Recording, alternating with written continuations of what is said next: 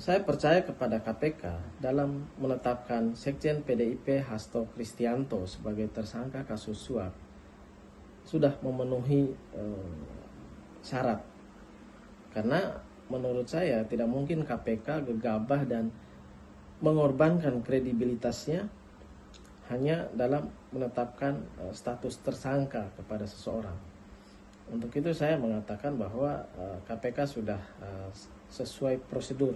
Namun kita juga tidak boleh menutup mata bahwa di balik penetapan tersangka ini ada rentetan peristiwa yang perlu kita perhatikan. Sejak Pilpres, eskalasi konflik antara Pak Jokowi dengan PDIP ini sudah sangat luar biasa. Intensitasnya sudah sangat tinggi. Kemudian kita melihat bahwa PDIP berusaha membersihkan simpatisan, loyalis Pak Jokowi, pengikut Pak Jokowi yang ada dalam pengurus PDIP. Sebelumnya PDIP sudah membersihkan itu, sudah memecat satu persatu. Yang pada puncaknya Pak Jokowi sendiri dan keluarga dipecat oleh PDIP. Nah setelah itu muncullah semacam proxy war bahwa ada serangan kepada Ketua Umum PDIP dengan memasang spanduk memojokkan Ketua Umum PDIP, yang pada puncaknya juga adalah ada peristiwa penetapan Hasto Kristianto sebagai tersangka. Bahkan PDIP sendiri jelas-jelas mengatakan bahwa kekuatan politik di balik penetapan Hasto sebagai tersangka adalah Pak Jokowi sendiri. Nah, kita melihat peristiwa teranyar bahwa PDIP mengeluarkan ancaman bahwa akan membongkar video keterlibatan pejabat-pejabat negara, bahkan keterlibatan Pak Jokowi sendiri dalam beberapa kasus korupsi, atau yang lebih spesifik juga terkait kriminalisasi Anies Baswedan.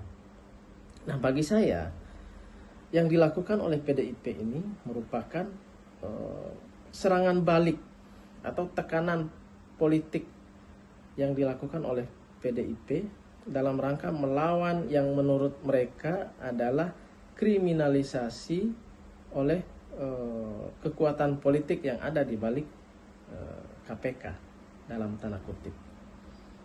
Nah, jadi saya mengatakan bahwa PDIP melakukan serangan balik. Nah, terkait dengan apakah KPK ini dalam penanganan kasus Hasto merupakan murni penegakan hukum atau ada unsur politiknya, saya kira KPK sendiri harus membuktikan itu. Membuktikan dalam arti KPK harus segera memanggil Hasto Kristianto, melakukan proses hukum lainnya, melakukan pelimpahan berkas ke kejaksaan, kemudian proses di pengadilan, agar kemudian persepsi-persepsi yang mengatakan bahwa ini ada unsur politiknya terbantahkan. Nah, yang menjadi pertanyaan kemudian, kenapa KPK sampai hari ini belum memanggil Hasto? Nah, inilah yang menurut saya juga menimbulkan kecurigaan masyarakat terkait dengan kasus Hasto Kristianto ini. Namun secara pribadi saya mendukung